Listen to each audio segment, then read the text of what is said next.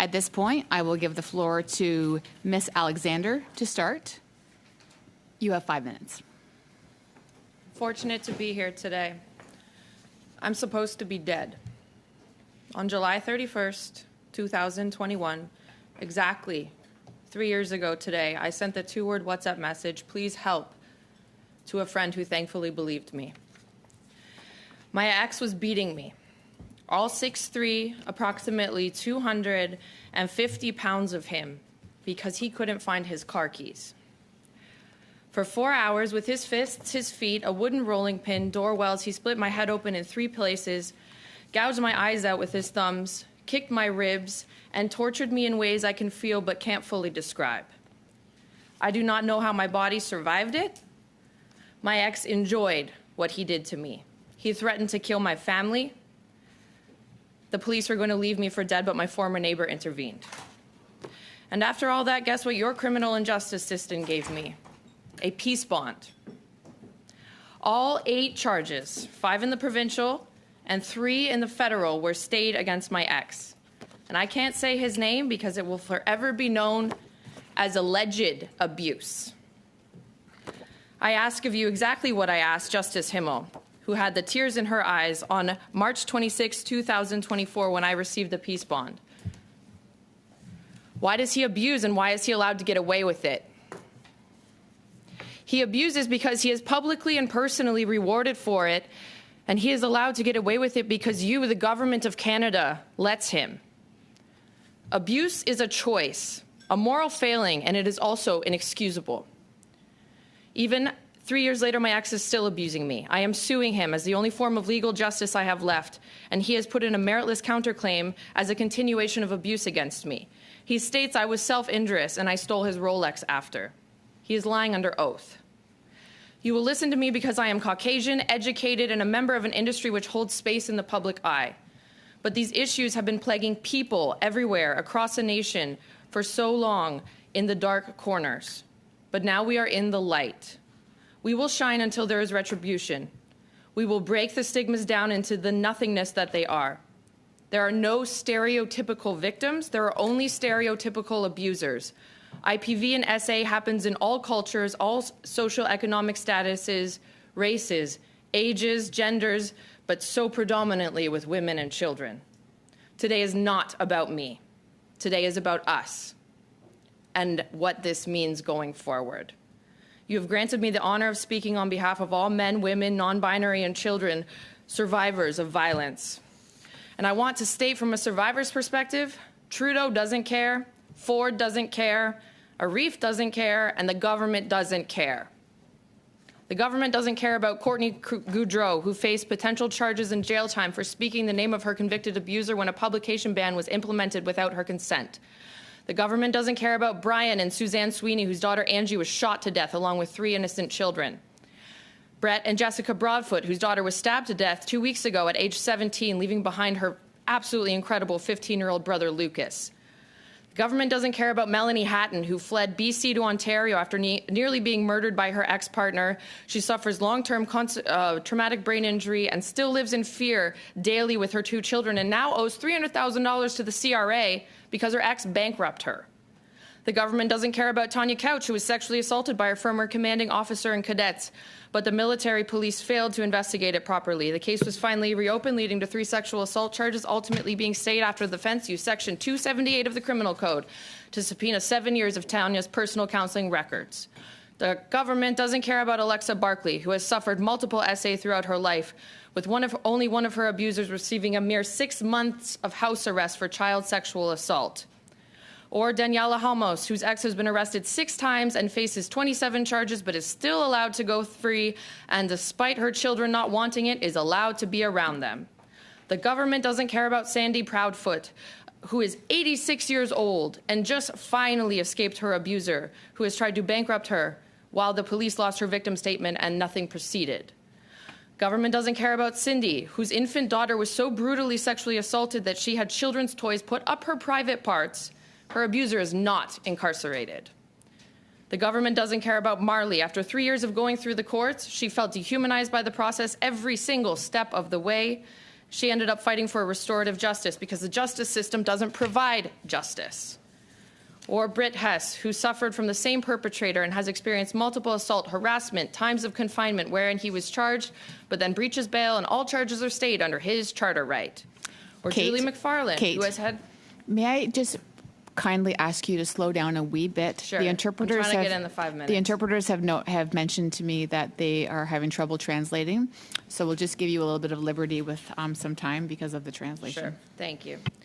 Or Julie McFarland, who has NDAs used against her to sue her after she was harassed.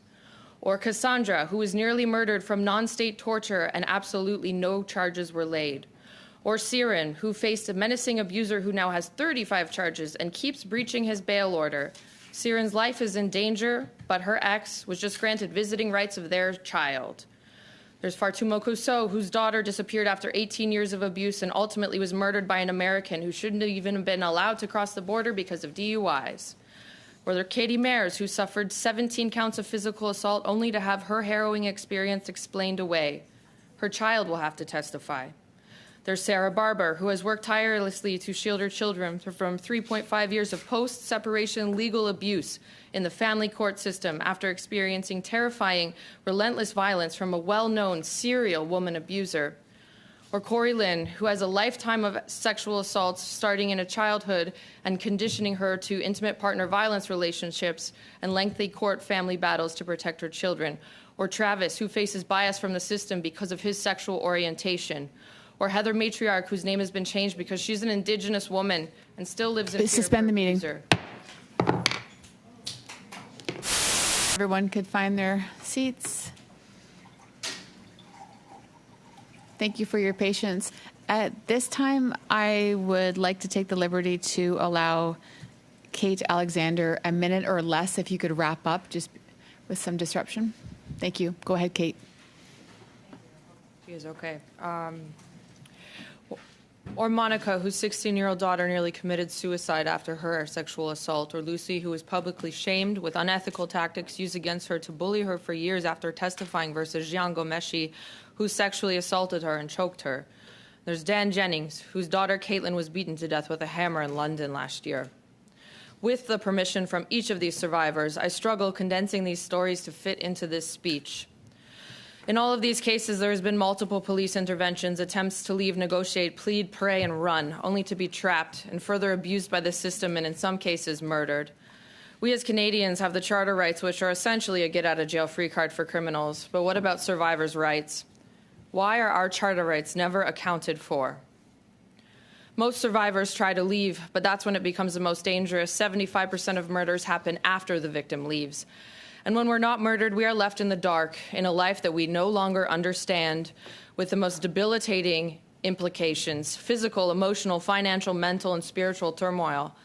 These are not insular struggles. They affect every system of government and every nuance of life: economic, healthcare, childcare, education, housing, etc. Canada spends an underrepresented and dated figure of $8 billion annually on the aftermath of IPV alone. This does not account for the violence of human trafficking, sexual assault, and the underreported cases, which are the majority. The science behind the effects of trauma is endless. Trauma changes the chemistry of your brain. You are not the same person. There is no getting over it. Healing only happens in community with proper medical and therapeutic intervention, and we know the state of the country as far as healthcare is concerned right now. Very few have access to these absolutely necessary remedies in a quantifiable way. Sometimes the effects of trauma are permanent. Could you also imagine having this a pre-existing disability? A staggering 40% of disabled people have been abused. If you haven't met a survivor and victim's family, well, now you have. This is my parents back here. This is my passport, and I'm damn embarrassed. I can't live in Canada anymore because it's not safe for me. But yet, still, I have founded an organization here and in the U.S. called End Violence Everywhere, EVE, a now registered nonprofit. We will put survivors first, reform this justice system, and better the community. We need to work together because you cannot leave it up to the abusers. They do not self-rehabilitate, they do not get better, and they do not stop. In fact, they are empowered every time they get away with it, and they increase their violence. We are too late for tens of thousands of people, but we can prevent further atrocities. Canada needs to stop hiding under the guise of the nice country where nothing bad happens. It's bad, and it's happening right now. So here we present some solutions. Declare IPV and SA a national state of emergency. Ms. Alexander? Yes. If you could perhaps try to incorporate what's remaining in your comments Sure. in some members' times or how you respond to questions. Certainly. At this point, thank you very much for your testimony, Ms. Alexander. And for those of you online, I would like to acknowledge that there was a small suspension in the meeting due to a medical emergency in the room that has been hence sorted out. At this point, I would like to welcome Michelle for 6 minutes. Thank you, Chair. Thank you to our witnesses. Extremely powerful testimony. To call this a crisis is an understatement, and the connection between each of your testimonies is profound. Kate, I know you wanted to finish and say a few more things, but what jumped off the page of me, what you said, above all of the horrific things, calling it alleged, and you have all of those photos of your assault, publicly and personally rewarded for it. Those are your words of your attacker. Can you expand on what you mean by that legally in Canada? Thank you for the question. Abusers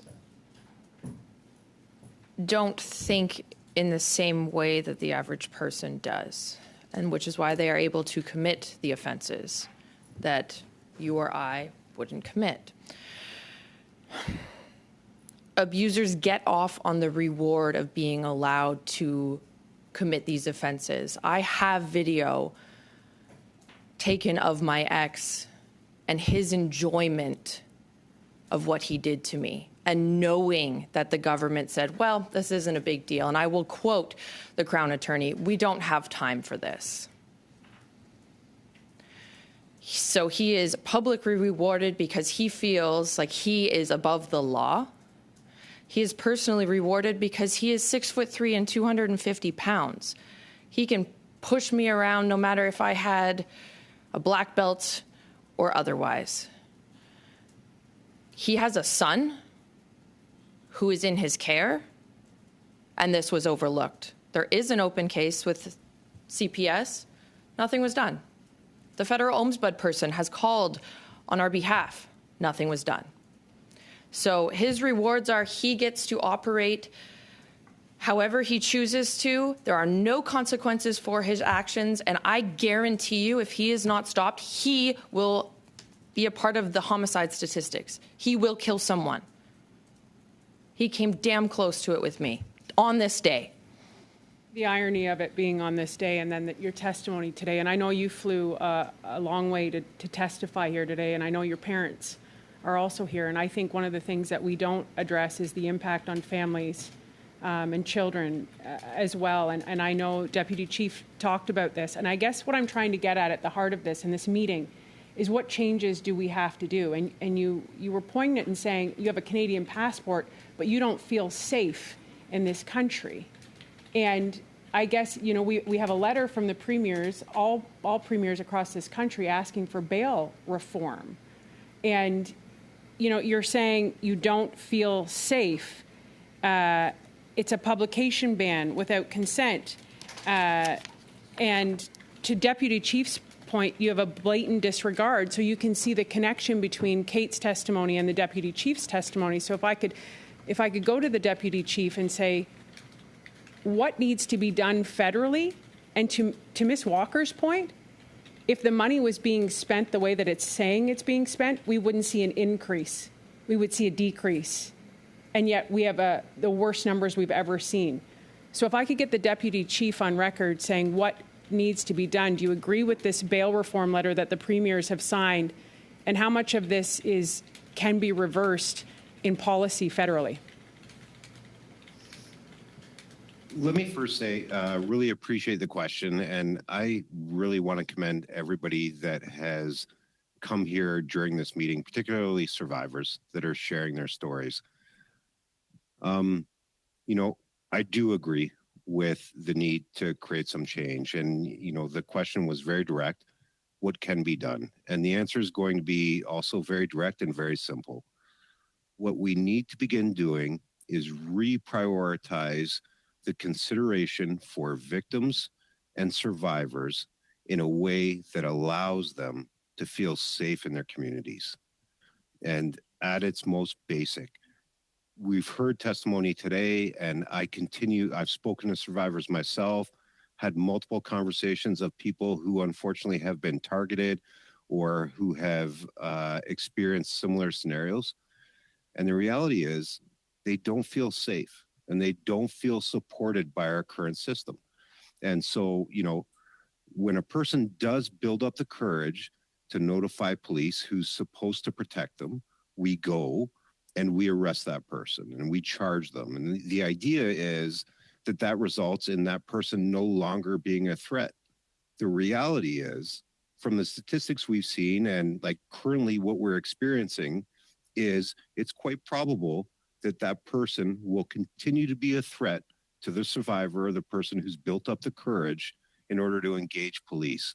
And, at its basic level, that is what needs to change.